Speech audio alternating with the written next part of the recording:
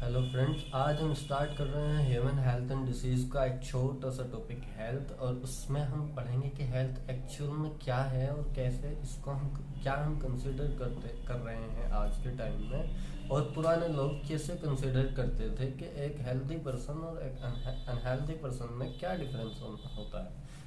ठीक है, अगर कोई पर्सन अनहेल्दी है तो किस बेसिस पे अनहेल्दी है, और कोई पर्सन अगर हेल्दी है तो हम कैसे डिक्लेयर कर रहे हैं कि वो हेल्दी है, वो हम बात करेंगे।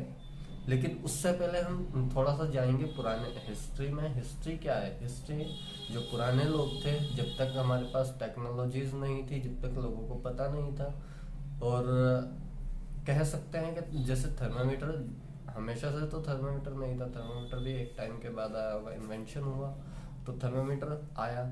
थर्मामीटर के आने के बाद हमें टेम्परेचर का पता चला कि टेम्परेचर, बॉडी टेम्परेचर भी कुछ होता है। लेकिन उससे पहले क्या किया जाता होगा अगर फीवर चेक करना होगा? उसी के बारे में हम एनसीईआरटी को थोड़ा सा फोकस करते हैं। एनसीईआरटी की स्टार्टिंग होती है एक लाइन से, जो एक बहुत इम्पोर्टेंट लाइन है।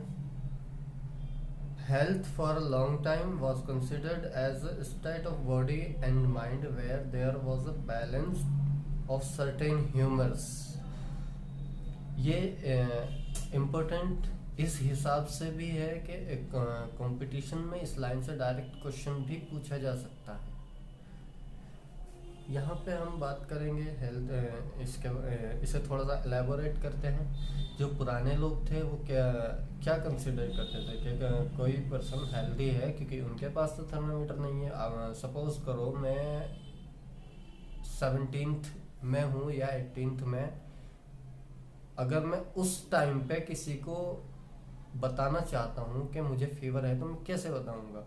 उस टाइम पे जो लोग थे वो मानते थे कि हमारी बॉडी के जो ह्यूमर्स हैं, हमारी बॉडी के अंदर जैसे कुछ ह्यूमर्स हैं, तरल पदार्थ जिनको हम बोलते हैं। जैसे हमारे पास है ब्लड हो गया, इसके अलावा हमारे पास है बाइल जूस है, इसके अलावा हमारे पास गैस्ट्रिक जूस है, पैनक्रियाटिक जूस है। ये सब एक हमारी बॉडी के अंदर बैलेंस मैनर में मिलते हैं। और वो ये बात, अगर ये इम्बैलेंस होते हैं तो इसके कारण हो सकते हैं, और इनके बैलेंस ना होने की वजह से भी पर्सन अनहेल्दी हो सकता है। लेकिन पर्सन अनहेल्दी होने पर भी ये इम्बैलेंस होते हैं। एक्चुअल में ऐसा होता है कि अगर पर्सन अनहेल्दी है तो ये इम्बैलेंस होंगे। लेकिन पुराने टाइम पे क्या समझा जाता रहा है कि अगर सपोज कीजिए अगर किसी का बाइल ब्लैक हो रहा है तो पुराने लोग समझते थे कि इस पर्सन को फीवर है, जब तक थर्मामीटर का इन्वेंशन नहीं था। इसके बाद एक साइंटिस्ट आए, उन्होंने इन्वेंशन किया थर्मामीटर का, और उन्होंने बताया कि ये आप गलत कर रहे हो, हमारे इन्वेंशन का भी इस्तेमाल करो। कुछ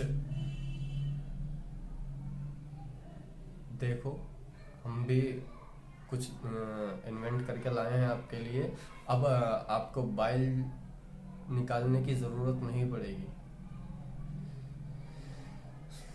उन साइंटिस्ट का नाम था विलियम हार्वे। उन्होंने क्या किया? उन्होंने उन नीम हकीमों को, सो कॉल्ड नीम हकीम, जो अर्ली ग्रीस पीपल और हिपोक्रेट्स, जो, और इसके अलावा इंडियन आयुर्वेद सिस्टम भी हम कह सकते हैं, जो पुराने टाइम के नीम हकीम थे, अज्ञान था उस टाइम पे। इतना ज्ञान जब तक लोगों को नहीं था कि बॉडी टेम्परेचर क्यों हाई हो रहा है, कैसे हाई हो रहा है।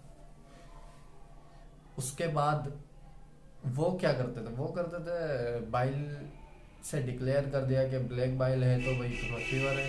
लेकिन उसके बाद जब साइंटिस्ट आए, विलियम हार्वे आए, उन्होंने क्या कहा? उन्होंने कहा कि ये आप गलत कर रहे हो, हम आपको देते हैं एक थर्मामीटर। उन्होंने थर्मामीटर दिया और उन्होंने उससे इस्तेमाल करने का तरीका बताया, जिससे ये जो गुड ह्यूमर हाइपोथेसिस थी, मतलब एक परिकल्पना कि अगर बैलेंस में है सभी ह्यूमर्स तो क्या है, अगर सभी ह्यूमर्स बैलेंस में है तो पर्सन हेल्दी है, और अगर बैलेंस में नहीं है, सपोज दैट हमने अभी ब्लैक बाइल का एग्जांपल लिया, अगर बाइल ब्लैक हो रहा है तो इम्बैलेंस हो रहा है ना बेसिकली। जैसे ही वो इम्बैलेंस हुआ तो उन्होंने डिक्लेयर कर दिया था कि फीवर है, लेकिन ये बाइल जो है आज के टाइम में बाइल सिर्फ फीवर के वजह से ब्लैक नहीं हो सकता ना, कोई और भी कारण हो सकता है, कोई और वजह हो सकती है उसके ब्लैक होने से। तो अब हमारे पास आया बॉडी टेम्परेचर नापने का यंत्र। हम कह सकते हैं जब हमारे पास थर्मामीटर आ गया तो हम डायरेक्ट बॉडी टेम्परेचर चेक कर सकते हैं, हमें ज़रूरत नहीं है कि हम बाइल जूस निकाल लें और उसको हम देखें कि इसका कलर